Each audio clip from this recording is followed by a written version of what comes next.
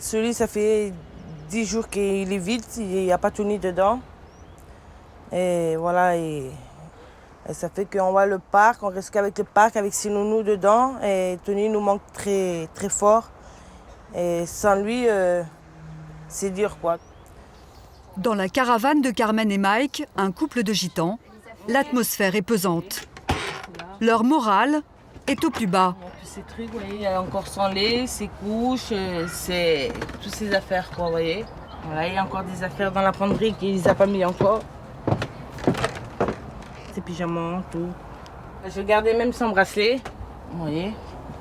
Mike et Carmen avaient tout acheté pour que leur petit Tony ne manque de rien.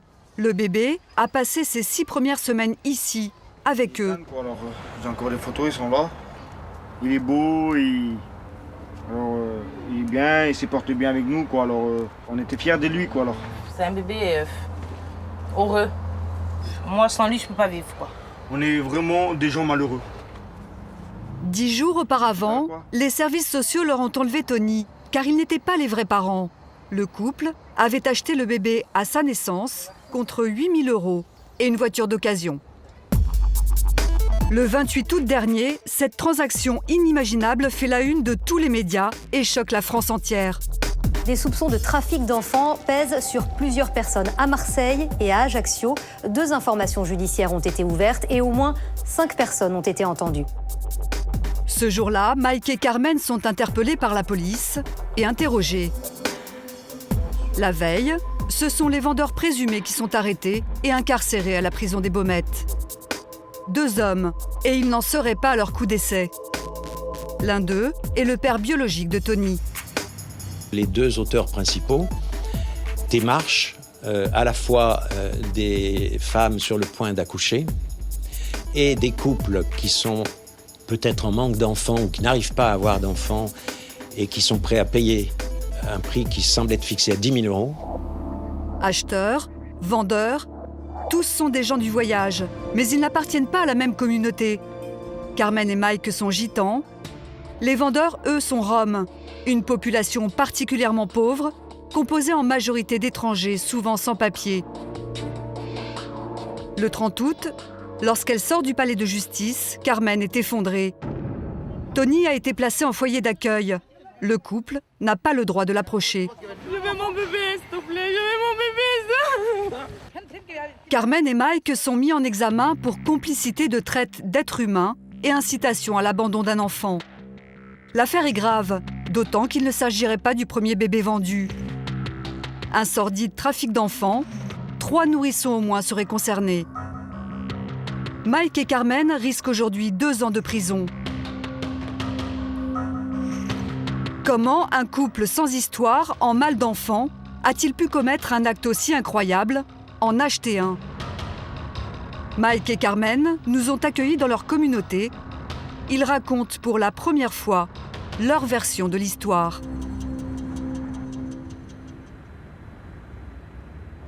À la sortie de Marseille, le long de l'autoroute A50, un campement de gitans dans le quartier de Saint-Menet. D'ordinaire, les 50 familles qui vivent ici n'autorisent aucune caméra. Dans cette communauté, rien n'est plus important que les enfants. C'est dans cette caravane qu'habitent Carmen, 27 ans, et Mike, 26 ans. Le couple se connaît depuis toujours. Ils ont grandi dans le même campement et se sont mariés dès leur majorité. On a essayé d'avoir un bébé le jour qu'on s'est mariés. Parce que vers nous, dans la famille, c'est obligatoire d'avoir un enfant, quoi. Pour nous, les enfants, c'est sacré. C'est sacré, quoi. Mais en 8 ans, le couple n'arrive pas à avoir d'enfants malgré 4 tentatives de fécondation in vitro. Ils ont perdu tout espoir jusqu'à cette étrange rencontre avec des Roms en juillet dernier. À l'époque, Carmen et Mike vivent dans un autre campement de la région. Un matin, ils assistent à un étrange manège. Un Rom et sa femme, enceinte de 8 mois, font le tour des caravanes et finissent par frapper à leur porte. Les visiteurs auraient proposé de leur donner leur bébé sur le point de naître, sans aucune contrepartie financière. Bon, nous, on ne cherchait pas un enfant. Bon, ils sont venus nous proposer un enfant. Et nous, on a réfléchi un petit peu pour le prendre, ce petit-là. Moi, j'ai pas d'enfant pendant 8 ans. Moi, quelqu'un toque dans la caravane me le donne gratuitement. Moi, je l'accepte, quoi. On n'a pas pensé en mal, quoi.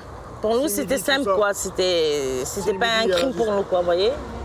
Aveuglés par leur désir d'enfant, Carmen et Mike acceptent cette proposition, pourtant totalement illégale. La future mère s'appelle Daniela. Elle a 32 ans et déjà 6 enfants. Elle habite dans les quartiers nord de Marseille, dans un camp de Rome aux allures de bidonville. Daniela et son mari auraient dit vouloir placer cet enfant pour qu'il ait un meilleur avenir. Dès lors, Mike et sa femme ne quittent plus la future maman. Pour eux, ce bébé est déjà le leur. Le 21 juillet, Daniela accouche dans cet hôpital. Carmen prétend être une cousine. Mike se fait passer pour le papa. C'est d'ailleurs lui qui va déclarer l'enfant sous son nom de famille. Le jour d'accouchement, on est parti à l'hôpital. On était avant eux à l'hôpital, quoi. Bon, on était tout paniqués par contre. On avait oublié la valise du bébé. On était un peu embrouillés. Bon, j'ai épongé le franc, je l'ai mouillé un petit peu, vous voyez. Elle me serrait contre elle, vous voyez. Donc vous étiez avec elle dans la salle d'accouchement pendant qu'elle accouchait? Oui. Une fois que le bébé est né, pour moi, il a dit va regarder ton enfant, je te le donne de bon cœur. Bon, il a fait une prière à sa langue à elle, vous voyez, qu'il doit être heureux avec nous. Vous voyez, il a un peu prié d'une tradition, vous voyez. Mais le premier bras, c'était moi, quoi, avant. C'était pas la mère, c'était moi, quoi. Carmen voit son rêve se réaliser. Mais dans le couloir, c'est une autre histoire. D'après Mike, c'est là que tout aurait basculé. Donc en fait, vous étiez avec le père du bébé? Du bébé, ouais. Et son frère, quoi. Et son frère? Et c'est là-bas qu'après, bon, il m'a appelé, il me dit, par contre, voilà, on parle de l'argent, maître. Bon, et là, ils ont parlé d'argent. J'ai dit, pourquoi vous parlez d'argent? C'était gratuit. J'ai dit, vous me le donnez avec les mains ouvertes, quoi. Alors là, et je vois l'argent, je dis, il n'a pas l'argent dans le jeu, je dis. Mike tombe des nues. Ce jour-là, les Roms lui auraient réclamé de l'argent. Sur le moment, ces comportements inhabituels intriguent le personnel médical. De plus, Daniela, la mère biologique, semble anormalement triste. La police est alertée. Mais le jour même de l'accouchement, la mère quitte la maternité de manière précipitée, contre l'avis des médecins, et s'enfuit en Roumanie. Carmen et Mike, eux, quittent l'hôpital avec le bébé, mais ils doivent maintenant trouver de l'argent. Et voici les proches qui vont les y aider. Je vous présente ma belle-sœur, mon beau-frère, ma belle-sœur. Pour cette famille très soudée, ce bébé tant attendu est un petit miracle. Peu importe les circonstances troubles de son arrivée. Merci le Seigneur. Je te remercie pour ce repas. Amen. Vraiment, on était joyeux, quoi, tout le monde, toute la famille. C'était un beau bébé. Et mon frère, il était bien content d'avoir un bébé, ma belle-sœur. Même pour nous, c'était tout, ouais. Vous vous occupiez de lui aussi? Oui, on achète des cadeaux, on lui offre chaque chose, hein. Même moi, j'ai donné le biberon au bébé. Je le faisais rôter. Pour eux, impensable de rendre ce bébé aux Roms, quel que soit le prix à payer. En premier, il s'agissait que de 5 000 euros. Ils avaient besoin que de 5 000 euros. Après, ils ont augmenté le prix de 3 000. Après, ils disaient on a besoin d'une petite voiture parce qu'on n'a pas de voiture pour repartir dans notre pays. Tout ça, on a besoin d'une voiture. En tout, les deux vendeurs réclameraient donc l'équivalent de 10 000 euros. Alors, aussi étonnant que cela puisse paraître, pour rassembler cet argent, la communauté entière se mobilise et fait une cagnotte. Tout le monde a donné à peu près entre 100 et 150 euros par personne, quoi. On était à peu près quarantaine de caravanes, cinquantaine de caravanes. Il y en a qui ont donné moins parce qu'ils n'avaient pas trop d'argent. Il y en a qui ont donné un peu plus. Voilà, quoi. Pour rassembler l'argent, quoi. C'était une enveloppe avec un cœur dessus. C'était pour l'enfant, quoi. Chez nous, s'il n'y a pas de honte, c'est comme ça. C'est la famille, on est tous dans un même accord. Donc vous comprenez qu'on puisse acheter un enfant, en fait? Ça s'appelle du trafic d'êtres humains. Nous, on ne savait pas trop si c'était illégal parce que bon, cet enfant, pour nous, c'était tout, quoi. On pensait l'avoir et pas avoir de problème, quoi. Tony, Carmen, ils ne pensaient pas avoir de problème. Si grave que ça. Mais la solidarité du camp ne suffit pas. Mike et Carmen doivent aussi donner leur voiture et même vendre leur caravane, une semblable à celle-ci. Moi, c'était ma caravane, une grandeur comme ça, et elle était bien ma caravane. Et on vivait bien impeccable, quoi. Alors obligatoire la vendre, à récupérer le petit Tony, quoi. Le petit Tony, alors pour moi c'était compliqué, mais pour lui, c'était pour lui, quoi. Je faisais tout ça. La somme est rassemblée. Ils peuvent enfin payer les vendeurs. On pourrait trouver cela choquant. Mike, lui, n'a pas l'impression de commettre un acte immoral. Au contraire. Et dans les nombreux camps de la région, la communauté gitane est du même avis que lui. Moi, je ne juge pas les personnes qui ont acheté cet enfant. Je juge plutôt les parents qui ont abandonné ces enfants pour de l'argent. En Amérique, ils font bien aimer en bas des mères porteuses et payant bien. Là, c'est exactement pareil. Il serait mieux avec nous qu'avec sur les routes, à prendre laver les vitres et puis n'importe où, jeter sur les routes. Voilà. Mike en est convaincu. Il aurait offert une meilleure vie à Tony. Pour nous en convaincre, il tient à nous montrer dans quelles conditions vivaient les vendeurs, les parents biologiques de Tony. Ici, dans ce camp de Rome, du nord de Marseille. La maman du petit Tony, Daniela, elle faisait la manche ici, là. Vous voyez tout ça, là? Alors ici, les enfants, ils restent jusqu'à 2-3 heures le matin demander la manche. Voilà, vous voyez, regardez où j'habite. Pour nous, c'est une honte, ça, c'est une honte. Et nous, on a sorti dans une misère pour plus tard aller à l'école, quoi. Pas rester au four rouge. Nous, on a sauvé ce bébé. C'est mon fils, moi je l'ai sauvé, quoi.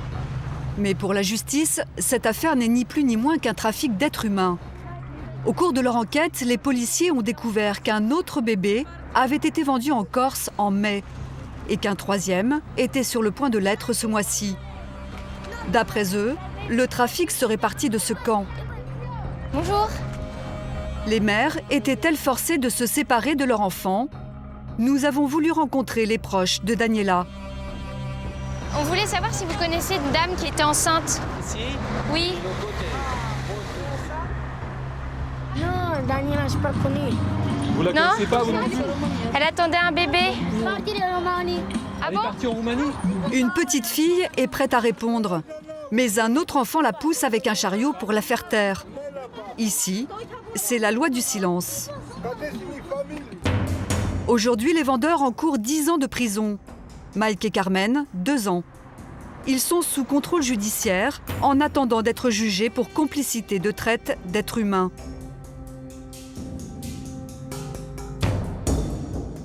Asseyez-vous. Maître Gontard, leur avocat, est confiant. Il compte sur la compréhension des juges. Vous ne l'avez pas volé, l'enfant. Voilà. Et c'est là-dessus qu'il va falloir effectivement se battre. C'est le volet le plus important du dossier parce que c'est le volet humain. Seul le Conseil général... Ce qui leur importe, ce n'est pas leur sort, mais celui du petit Tony, placé en foyer depuis près de 3 semaines et dont ils sont sans nouvelles. Ils sont toujours déterminés à le ramener chez eux. Il faut combien de mois pour récupérer le bébé? Alors moi je pense que ce qu'on peut arriver dans un premier temps à obtenir, je pense, c'est un droit de visite. Après la récupération, c'est un peu plus long. On a contre nous le fait que vous l'avez eu pendant 1 mois et demi, c'est-à-dire pas très longtemps. Le fait que c'est toujours difficile quand on est en caravane ou qu'on fait partie des gens du voyage d'obtenir ou une adoption ou d'obtenir une remise. Il y a 6 ans, une affaire similaire avait défrayé la chronique, celle des bébés bulgares. Je vous raccompagne. 23 nourrissons roms avaient été vendus en France à des couples de gens du voyage. Peu d'acheteurs avaient été condamnés à de la prison ferme. Bonne soirée, rentrez bien. Les enfants étaient déjà grands lors du jugement. Alors, pour leur équilibre, la justice avait décidé de les laisser chez les familles qui les avaient achetés. On a la confiance en l'avocat et on a confiance en bon Dieu, quoi. Voilà. Qu'est-ce que t'en penses, toi? C'est un peu dur, là? Ouais. Ça fait beaucoup d'émotions? Ouais. Tu vas me filmer là. Je veux pas être... Et moi, le principal, c'est de le voir, ou même des photos, vous voyez, récupérer des photos pour le voir un peu sur les photos, s'il a grossi, s'il a un peu grandi, quoi. Voilà, c'est ça qui compte. On va faire des pieds et des mains pour récupérer ce petit Tony. Bon, c'est mon fils et moi je vais le récupérer quoi. Et pour moi c'était ma vie quoi. Alors, Pour Mike et Carmen, le combat ne fait que commencer.